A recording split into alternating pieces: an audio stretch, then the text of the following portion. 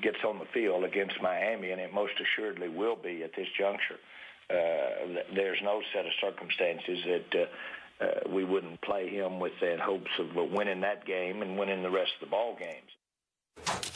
So Jerry Jones is planning on playing Tony Romo even if the Cowboys' playoff chances are remote. Romo is eligible to return in 2 weeks against the Dolphins. Stephen A., do you agree with this thought process? Sure, why not? You're paying him. Why pay him for doing nothing? I'm proud of Jerry Jones. For once, he's not protecting and coddling and pacifying Tony Romo. I'm very touched by this, Skip Bayless. I think this is a beautiful, beautiful thing. What Jerry Jones is doing is throwing him out there to the wolves and saying, go out there and earn your money like everybody else. We don't want you to get hurt. Obviously not, because we're winless without you. We've lost 6 straight. We haven't won a game since, let me look. I'm sorry, Skip. Hold on for a second. Let me look at the exact date. September 20th. Almost 2 months since you won a football game. Let me tell you something, man. I mean, I know that's got to hurt, you know, and hopefully, I will confess this to you, Skip Bayless. I don't want Tony Romo to get hurt again. But also, I am actually rooting for y'all to win. Because, Skip Bayless, I am a family man. I love my loved ones. And, you know, Thanksgiving's coming up. And I don't want you guys to go into Thanksgiving having not won a game since September. I just think that's cruel. I think it's cruel and unusual punishment. I don't want to be that guy. Because, Skip Bayless, contrary to what you try to bloviate out there about me, the Cowboys Nation, I am here to tell you, I care. I have a heart, okay?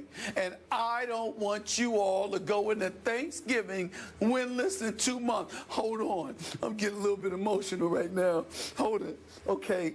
Okay, I really mean what I say. I wish nothing but the best for y'all. So if it takes Tony Romo not 100% throwing him out there to the wolves in order for you guys to finally win a football game, just one football game without Tony Romo, if that's what it takes, rushing him back, getting him ready to go, collarbone and all, who cares? You're a Dallas Cowboy. If that's what it takes, Skip, I understand. Thanksgiving is rapidly approaching.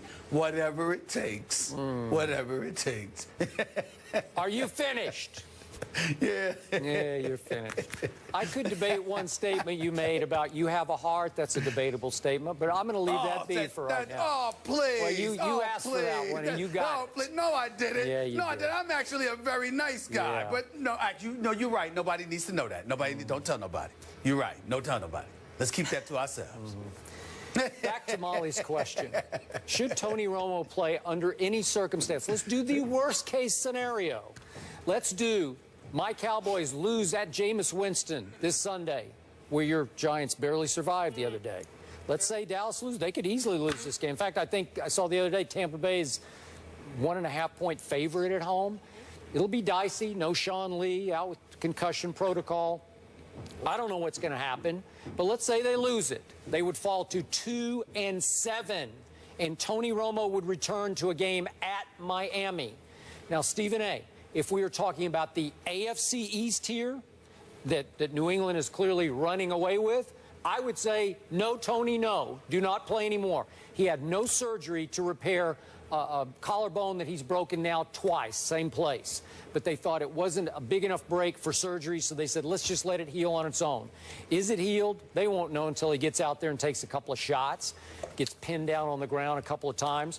But I am with Jerry Jones when he says, I want our fans to see just how strong this team could be down the stretch. Because in the NFC least, I still think my Cowboys would have a chance at 2-7. You can laugh all you want, but I dare any of you fans out there of this division, go look at the rest of your Giants schedule and tell me that there aren't a bunch of losable games. We don't have time to go through the whole thing. We almost lose every That's game. right, yeah. So they'll all be close. Can you win? Could you go 9-7, Giants? Yep, you could. I look at the Eagles' schedule. It's very easy for a time here because they got Miami at home, Tampa at home, at Detroit. They should get to 7-4. But then I look at the rest of the schedule when it starts at New England, and I'm thinking I don't know. Could Philly crumble down the stretch and go 9-7? Could my Dallas Cowboys, with Tony Romo back, win out? Could they win at Miami? And these are tough games now. They got Cam Newton on Thanksgiving at home. They have to go to Washington. They have to go to Aaron Rodgers. Revenge for last year? I don't know. Tough. Jets at home, at Buffalo, in the snow probably in December, and then close with Washington at home. These are all tough games. But could Tony Romo get hot with Des Bryant getting healthy and they win those games and get to 9-7? It's possible in this year's NFC East. So I am with Jerry Jones. Take the plunge.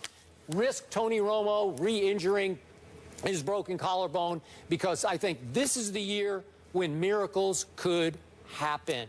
But Skip Bayless, I'm looking at the Dallas Cowboys schedule, and there are about 6 games that are not in the NFC East. I know that the NFC East is the NFC least. I do understand that, but some of these games, they're not the NFC. I mean, you got Washington. I just read them on this schedule twice. Yeah, exactly. So I'm like, you got the other teams to deal with. I mean, you're going to lose at Green Bay. You don't understand that. I don't know about that. You sure about I don't know. With Tony Romo against what's left of Aaron Rodgers, or as I call him, Mr. Rogers. He's now Mr. Rogers' neighborhood up at Lambeau, right? He looks more like Mr. Rogers than Aaron Rodgers. You know what? That's what I'm saying. It hasn't been beautiful lately.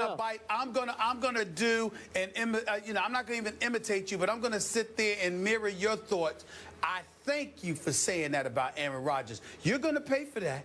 You're going to pay for that, Skip Bayless. You're in a world of trouble because this is not the man to mess with. He's very upset. People have been messing with him week after week. I don't have to mess with him. The opponents do. Late game situation against Carolina last week. You're in trouble. You're going to pay for that, Skip Bayless. You mark my words. You're going to pay for talking about Aaron Rodgers like that with such disrespect. You wait and see. You're going to be in a world of trouble. I'm trying to tell you, you're going to pay for that comment, Skip. Aaron Rodgers is going to tear it up from here on out. I'm trying to tell y'all right now.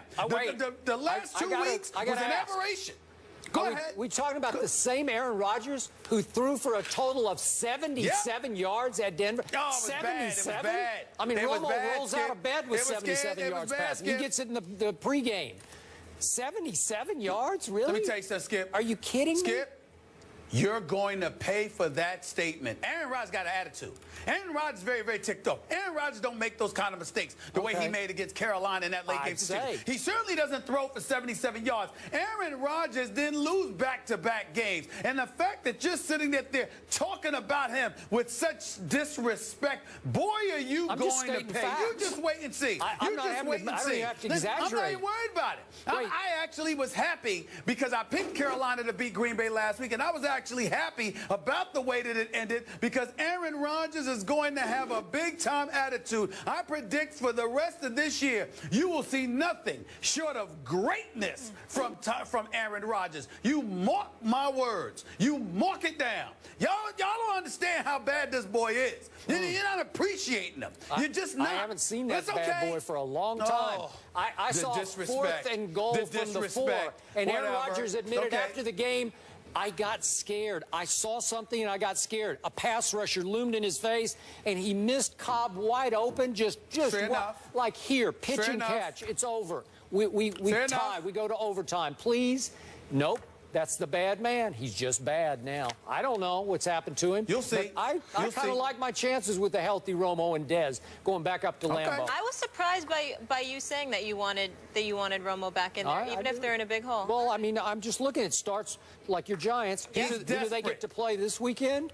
The Patriots. Are we sure they're going to win that game? The Giants? I don't think so. For that. Well, I don't know. I'm a little scared of it, but I think I'll go with New England in that game. You're still going to go with New England. And then I look at these other games, and they got some hard games. Skip Bayless, I would say to you, Skip Bayless, the hell with what everybody else in the NFC East is doing.